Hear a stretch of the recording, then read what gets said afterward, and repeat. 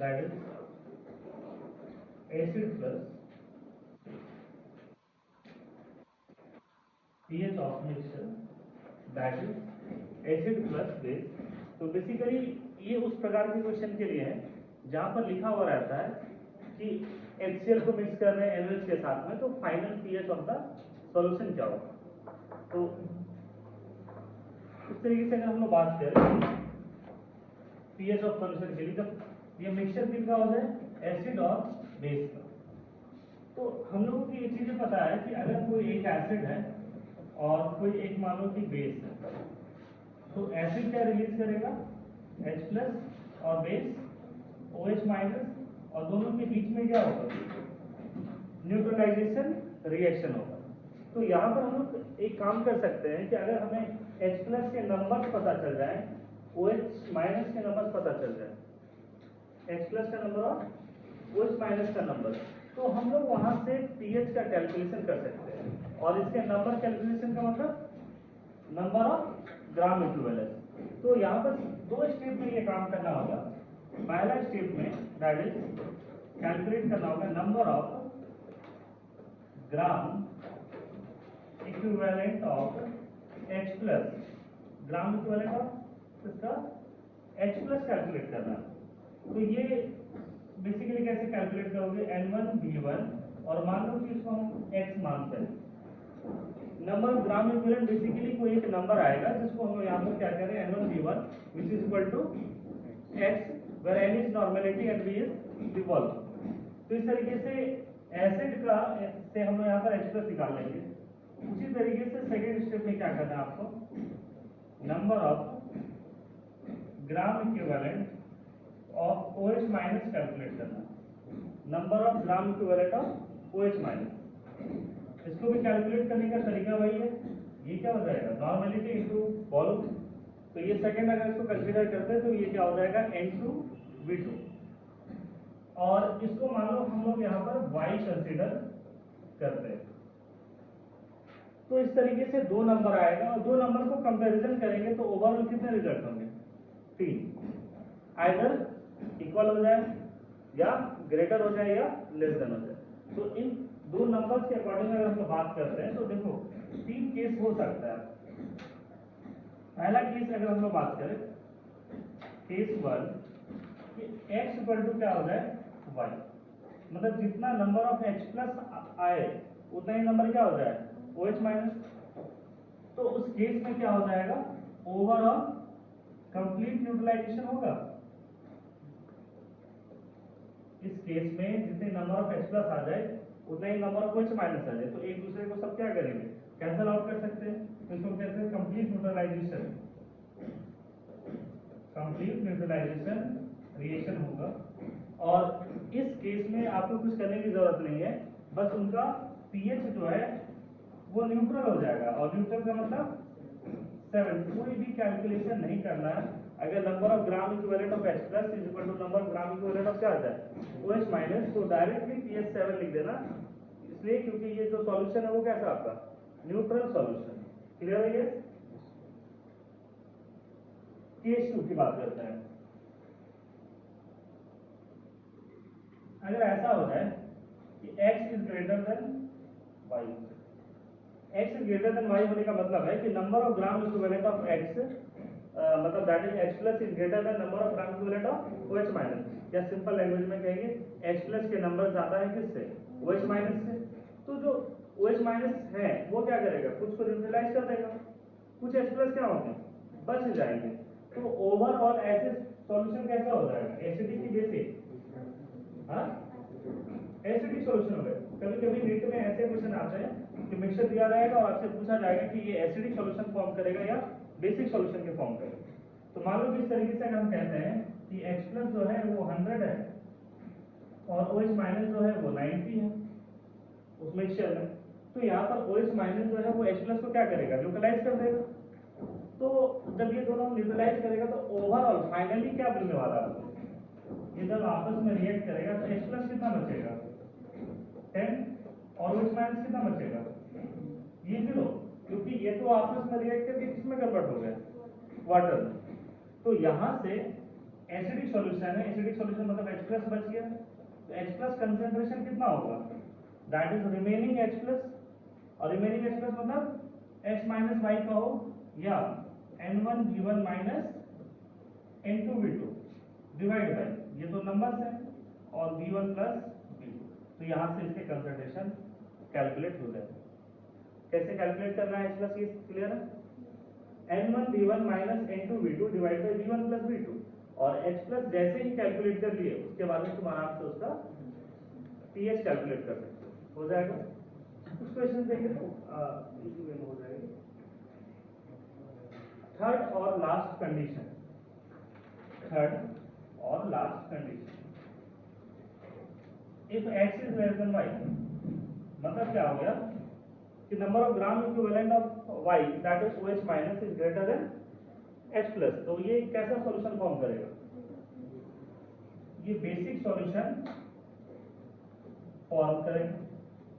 Basic solution में अगर वहां पर H प्लस कम है तो H प्लस सारा का सारा कंज्यूम हो जाएगा, बचेगा क्या, OH माइनस, तो ये कितना बचेगा बोलो, N2V2 minus N1V1 divide by V1 plus V2, और इस प्रकार से अगर OH माइनस कैलकुलेट कर लेते हो, OH माइनस का कंसंट्रेशन, तो आराम से POH निकल जाएगा, फिर pH निकाल सकते हो। ये तरीका है अगर कभी मिक्सचर के फॉर्म में गिवन है तो कैलकुलेट करने का, हो जाएगा ये। अब कुछ न्यूमेरिकल देते हैं, उस न्यूमेरिकल से ये चीजें अच्छे से समझ में आएगा। तो लिखना, calculate the pH of, calculate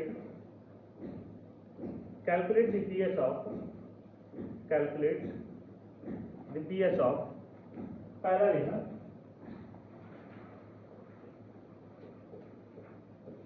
100 millilitre 0.1 m HCl and 50 milliliter 0.2 m NaOH, इसका pH बताना। इस प्रकार के क्वेश्चन रहेंगे, बेसिक फंडामेंटल क्वेश्चन ऐसे रहेंगे। तो यहाँ से सबसे पहला पार्ट हम लोग क्या कैलकुलेट करेंगे, नंबर ऑफ ग्राम इक्विवेलेंट को या मिली इक्विवेलेंट इस तरीके से कह सकते हैं, number of milliequivalent. Sir milliequivalent क्यों यूज कर रहे हैं, क्योंकि ये किस फॉर्म में है, मिलीलीटर। अगर आपको मन है कि नहीं नंबर ऑफ ग्राम इक्विवेलेंट में कैलकुलेट करना, तो फिर इसको लीटर में कन्वर्ट करना होगा, और वो लेंथी मेथड होगा, लेकिन उससे फायदा कुछ नहीं होगा। तो बस एक वर्ड है मिली इक्विवेलेंट, तो ये किसके बराबर हो जाएगा, 100 इंटू 0.1 किसके बराबर, 10। इसी तरीके basic number of milli equivalent of ये क्या हो जाएगा, H plus. Similarly number of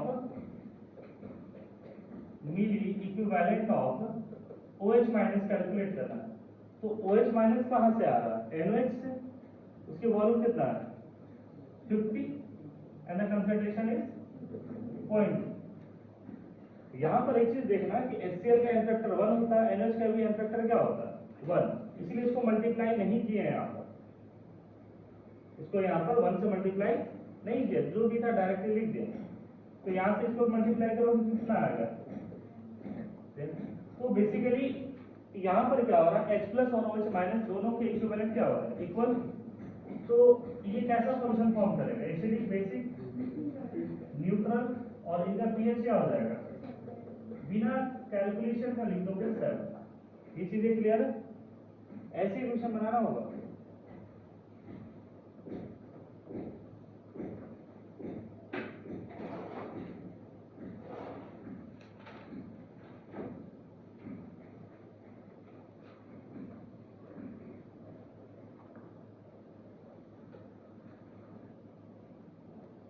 second question,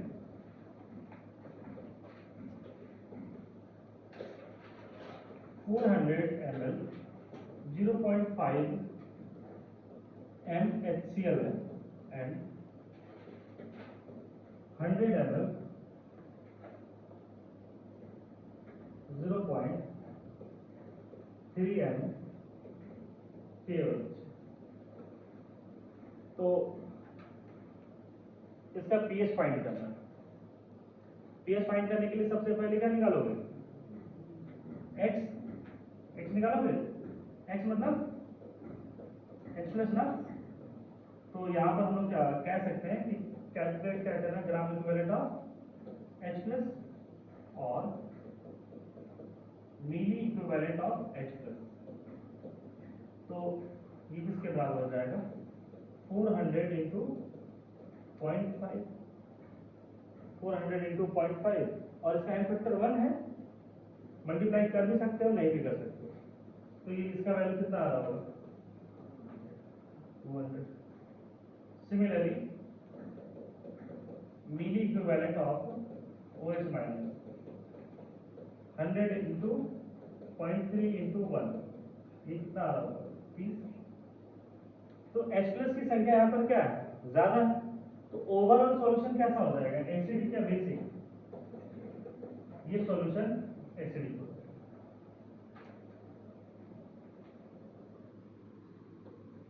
तो फाइनली अब हम लोग H प्लस कंसंट्रेशन कैलकुलेट करना चाह रहे हैं। शुरुआती दौर में ये सब चीजें तरीके से लिखना होगा, एक्यूरेसी आ जाएगा ना, तो फिर स्टेप नंबर ऑफ स्टेप कम हो जाएंगे एग्जाम में। तो H प्लस कितना हो जाएगा, 200 माइनस 30 डिवाइड बाय 400 प्लस, तो ये कितना आ रहा होगा, 170 बाई 500, 17 बाई 50। तो यहाँ से कैलकुलेट हो जाएगा pH। हाँ अच्छा, ये इसका वैल्यू है ना, pH का वैल्यू क्या होगा, वही तुमसे इतना फास्ट कैलकुलेशन बिना कैलकुलेटर का नहीं हो सकता। हम pH पूछ रहे हैं, तो pH log 17 बाई 50 होगा, और ये फाइनली क्या हो जाएगा, log 50 माइनस log 7। तो इस तरीके से pH कैलकुलेट करना है जब एसिड और बेस का मिक्सअप है।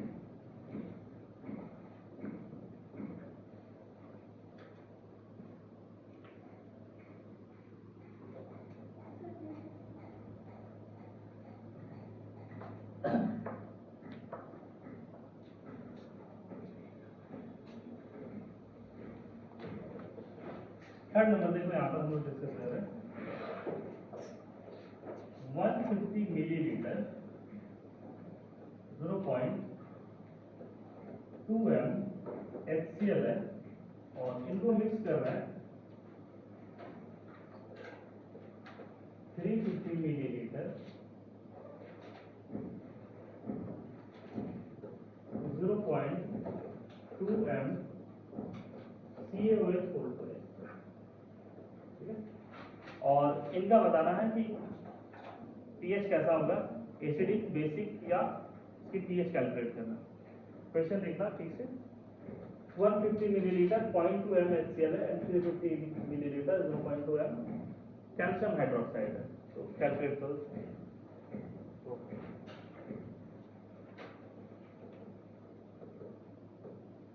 Number of gram equivalent of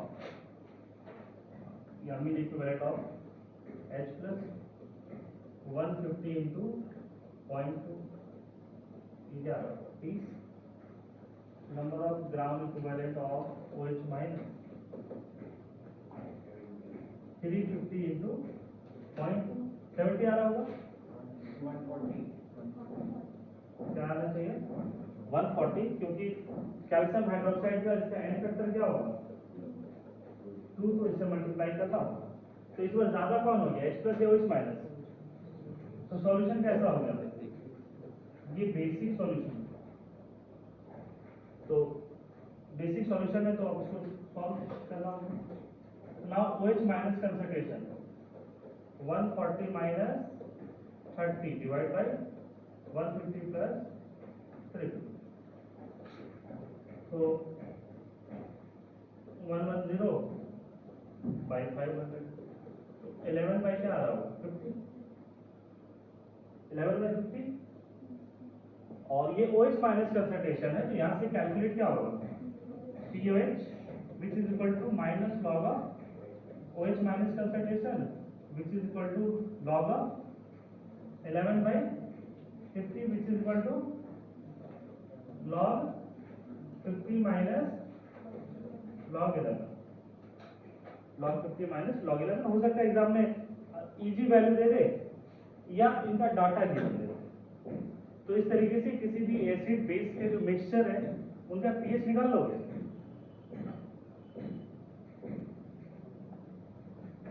कुछ भी रिप्लाई नहीं, हाँ बन जाएगा इस तरीके का।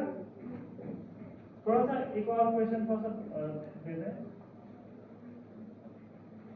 अगर ऐसा है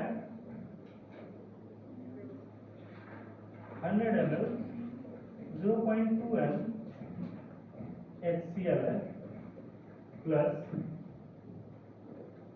400 मिलीलीटर 0.3 m HNO3 है प्लस 500 मिलीलीटर 500 मिलीलीटर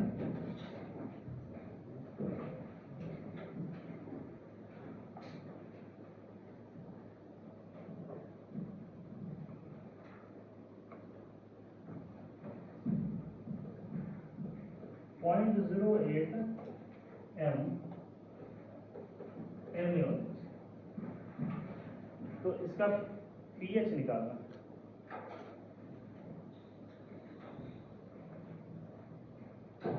इसका पीएच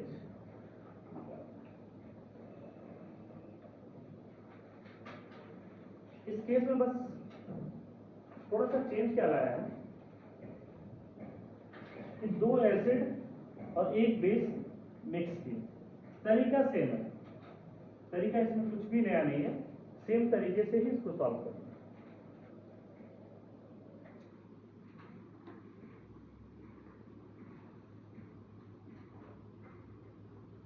तो number of milli equivalent of H plus. इस बार H प्लस के दो सोर्स है, HCl भी और HNO3 भी है। तो दोनों सोर्स से H प्लस के नंबर्स काउंट करना होगा। ये भी एसिड है और ये भी एसिड है। तो यहाँ पर क्या करोगे 100 इंटू 0.2, इसका एन फैक्टर 1 है तो 1 से मल्टीप्लाई कर दीजिए। Again 400 into 0.3 into n factor 1 HNO3 का 3। ये क्या आ रहा होगा 20 और ये 120। नंबर ऑफ मिली इक्विवेलेंट कितना आ रहा 140। Number of milli equivalent of OH minus. OH minus का सोर्स कितना है, सिर्फ एक ही है NH। तो ये क्या हो जाएगा 500 इंटू 0.08 इंटू एन फैक्टर 1। ये कितना आ रहा होगा 40। तो सॉल्यूशन कैसा है एसिडिक। तो H प्लस कंसंट्रेशन कितना हो जाएगा 140 माइनस 40 डिवाइड में सारे वॉल्यूम को ऐड कर दो 100 प्लस 400 प्लस 500। तो यहाँ पे खासियत क्या था कि इधर अगर मिलीलीटर में लिए थे तो नीचे भी मिलीलीटर लिए।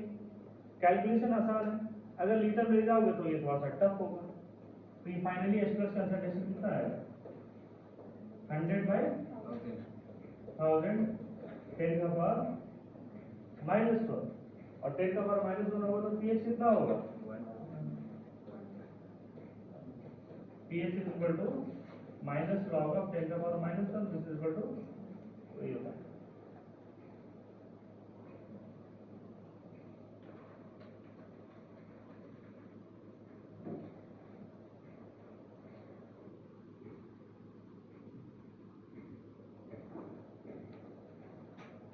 नहीं हो गया सारा एक PhD बचा 10 दिन है 6 दिन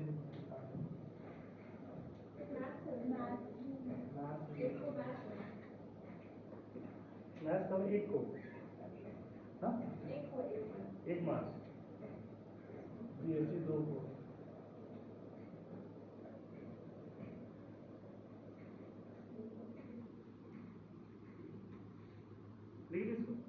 समझ में आ गया क्वेश्चन। अब देखो effect of dilution on pH, छोटा सा टॉपिक लिखते हैं, बार बार क्वेश्चन आता है। Effect of dilution, effect of dilution on pH, मतलब ऐसे बहुत बार क्वेश्चन मिलेंगे आपको कि कोई एक लिक्विड है जिसका पीएच जो है 2 से चेंज करके पीएच जो है वो 4 कर दे रहे हैं, तो इसको कितने टाइम्स डाइल्यूट करना पड़ेगा।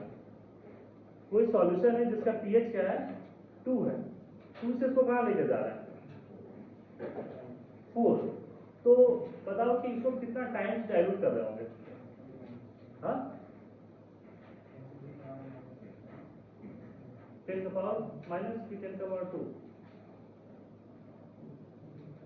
देखो अगर pH 2 है इसका मतलब है कि H प्लस कंसेंट्रेशन कितना है, बोलो 10 का पावर माइनस 2। अगर pH 4 है तो H प्लस कंसेंट्रेशन कितना है माइनस 4। तो ये बताओ कितना टाइम्स ये डाइल्यूट हुआ, डिवाइड कर दो, मतलब 10 का पावर माइनस 4 और ये 10 का पावर माइनस 2 और 10 का पावर माइनस 4, ये क्या होगा 10 का पावर 2 मतलब 100 टाइम्स। कितना टाइम्स कर रहे हैं, डाइल्यूशन है, डाइल्यूशन मतलब क्या आ रहा है एडिशन। तो ऐसे क्वेश्चन आएंगे कि अगर पीएच में 2 यूनिट का चेंज है तो डाइल्यूशन कितना टाइम्स हो रहा होगा, बोलो 100। अगर पीएच में चेंज 3 यूनिट का है तो कितना हो जाएगा, पीएच में चेंज 3 यूनिट का है 1000, यस नो। अगर पीएच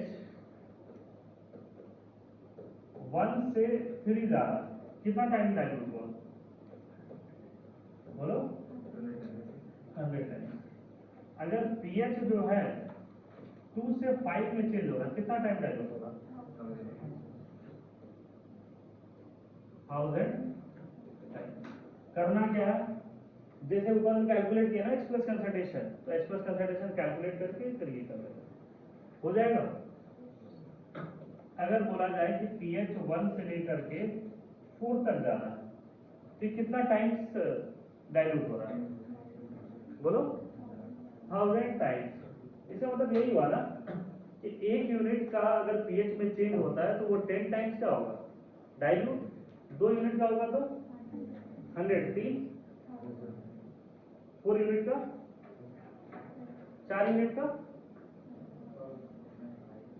नहीं,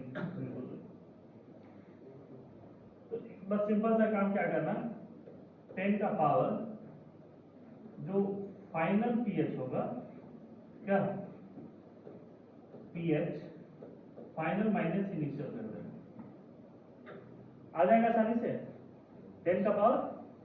तो इस तरीके से अगर आपको कभी भी बोला जाए कि 1 से 4 5 चला गया, ठीक है, 10 का पावर 5 माइनस 4 क्या हो जाएगा 10 का पावर। सर ये 10 क्यों यूज कर रहे हैं, क्योंकि सारे पीएच क्या होता है एक लॉग फंक्शन है और इसका बेस क्या होता है 10। अगर बेस 2 होता है तो ये 2 का पावर में फॉर्मूला चेंज होता है ना। इस तरीके से ये ध्यान रखना, बहुत बार क्वेश्चन पूछे गए हैं, जाकर के अगर देखोगे कि पीएच में इस तरीके के क्वेश्चन, तो क्योंकि इसमें ऐसे क्वेश्चन आता है ना तो बच्चा वो अटेम्प्ट भी लेता है और निगेटिव स्कोर करता है, तो ऐसे क्वेश्चन आपको मिलेगा वो। इस तरीके से पीएच का हो जाएगा कैलकुलेशन। नेक्स्ट लिखना पीएच ऑफ पॉलीप्रोटिक एसिड और basis, pH of polyprotic acid. मैंने एसिड के बारे में पूछा जाता, बेस उतना नहीं पूछा जाता। पॉलीप्रोटिक का मतलब क्या होगा, जो एक से ज्यादा प्रोटॉन रिलीज करे या जिनके बेसिसिटी एक से क्या होता है ये ज्यादा होता है। तो इनके क्वेश्चन जो है वो 2 तरीके से आते हैं। एक तो हम पढ़ाएंगे आपको सिंपल तरीका से अगर थ्योरेटिकल क्वेश्चन आ जाए, दूसरा इसका न्यूमेरिकल वाला बहुत स्टैंडर्ड लेवल के क्वेश्चन पूछे जाते हैं। तो दोनों चीजों पर आएंगे, उसको समझना। पॉलीप्रोटिक एसिड किसको कहते हैं, ऐसे एसिड जो कि कि एक से ज्यादा क्या रिलीज करेगा, प्रोटॉन रिलीज करेगा। अब यहाँ पर Ha माइनस है, ये अगेन H प्लस रिलीज करेगा और ये किसमें कन्वर्ट हो जाएगा, A माइनस। मान लो रिवर्सिबल लेते हैं, ये K1 है और ये क्या है K2। K1 is the equilibrium constant for the release of first proton and the K2 is equilibrium constant for the release of second। क्या ये दोनों बराबर होंगे? हाँ, नहीं होंगे। मतलब ये एग्री कर रहा हूँ माइंड ऐसे उस पॉइंट पर भी, ये एग्री कर रहे हो कि K1 और K2 बराबर नहीं हो सकते। अब ये बताओ कि अगर बराबर नहीं होगा तो कोई ना कोई एक बड़ा होगा या कोई छोटा होगा। K1 बड़ा होगा या K2 बड़ा होगा? कौन बड़ा होगा? K1 बड़ा होगा। क्यों K1 क्यों बड़ा होगा बता दो? हाँ, K2 बड़ा होगा। क्यों? 1 से बड़ा 2 है। हाँ, प्रोडक्ट का कंसंट्रेशन बढ़ जाएगा। फिर सोचो,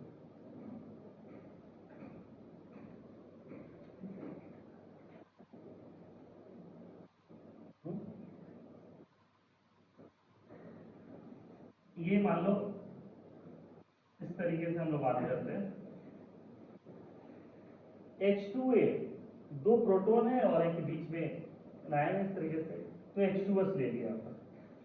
तो पहला अगर H प्लस निकलता है तो HS और इसके ऊपर कैसा चार्ज आएगा, नेगेटिव। अब अगर दूसरा H प्लस फिर से इसका निकले तो सल्फर के ऊपर कैसा चार्ज आएगा, ये ऑलरेडी इसके ऊपर कैसा चार्ज है, नेगेटिव। ये और नेगेटिव लेना चाहेगा, यस नो? या दूसरे हिसाब से सोचो कि अगर ये एसिड है तो ये उसका क्या हो जाएगा, कॉन्जुगेट बेस। और बेस का नेचर कैसा होता है, प्रोटॉन रिलीज करने का, एक्सेप्ट करने का, प्रोटॉन एक्सेप्ट करने का। लेकिन अगर इसका H प्लस निकालते हो तो रेट इसका क्या होगा, बहुत कम होगा। तो ये चीज हमेशा ध्यान में रखना कि K1 is always greater than K2, याद रहेगा। मतलब K1 की बात करो, रेट की बात करो, कभी भी जो पहला H प्लस निकलेगा वो क्या होगा, वो बहुत तेजी से निकलेगा। सेकेंड ये आसानी से नहीं निकलेगा, याद रहेगा।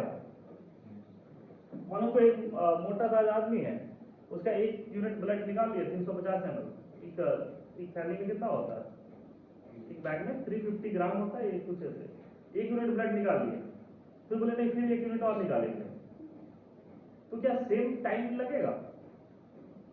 हाँ, सेम टाइम लगेगा? नहीं लगेगा। जाकर के एक बार करके देख लेना। जैसे पहले हम लोग ब्लड डोनेट वगैरह करते थे तो 3.5 मिनट में एक बैग पूरा भर जाता था। बीपी पढ़े होंगे कि 120/80 होता है, तो स्पीड वैसे रहता है और उसको हेल्दी पर्सन माना जाता है जिसका 3.5 मिनट में 350 ग्राम बैग भर जाता है।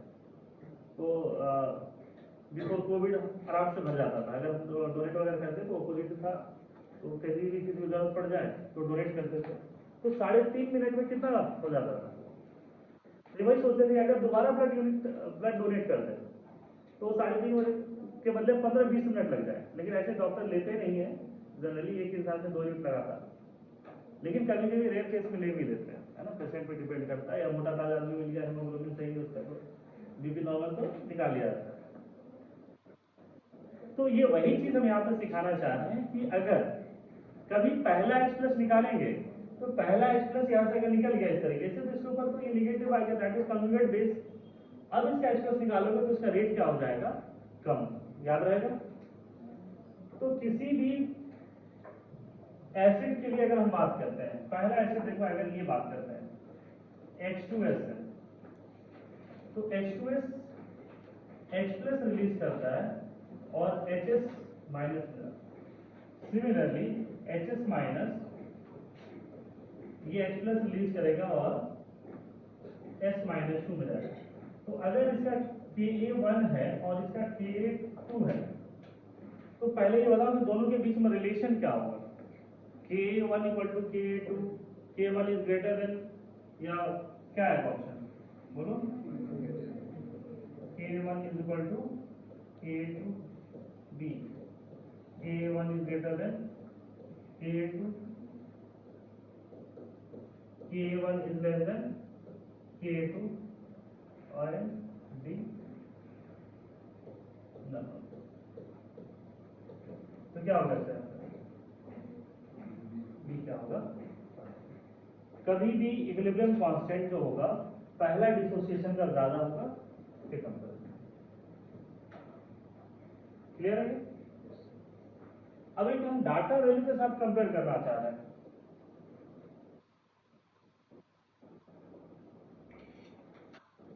H3PO4 ये किस प्रकार का एसिड है? मोनो बेसिक है, डाई बेसिक है या ट्राई बेसिक है? ट्राई बेसिक हम आपको सिखाए थे, ऑक्सीजन पे जितने नंबर्स हैं उसमें एक कम कर दो।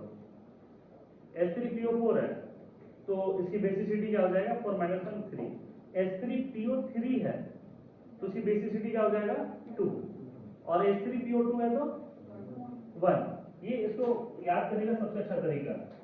अब ये अगर H+ रिलीज करता है तो बच क्या जाएगा? H2PO4 माइनस बचेगा। Yes no? इसका जो इक्विलिब्रियम कांस्टेंट होता है वो 2.5 into 10 का पावर -3।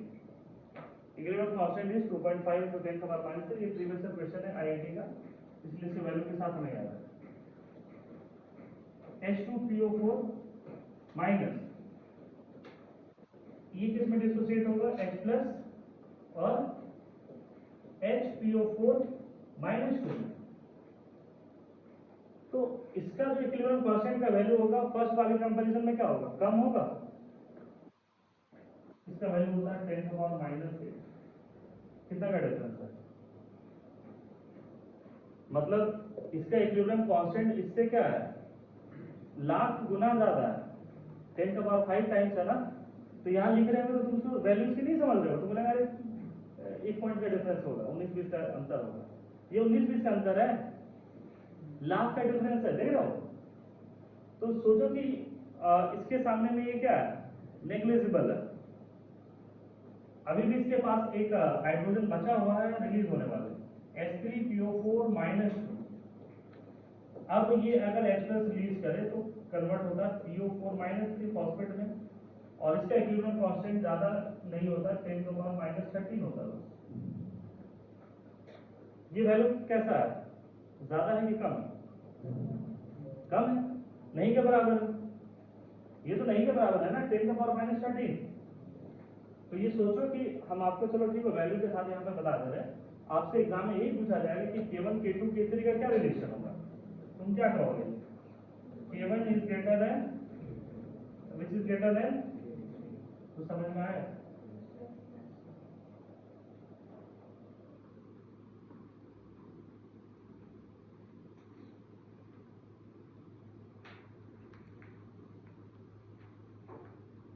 पीएच बताया पॉलीप्रोटिक एसिड का, झेल पाओगे?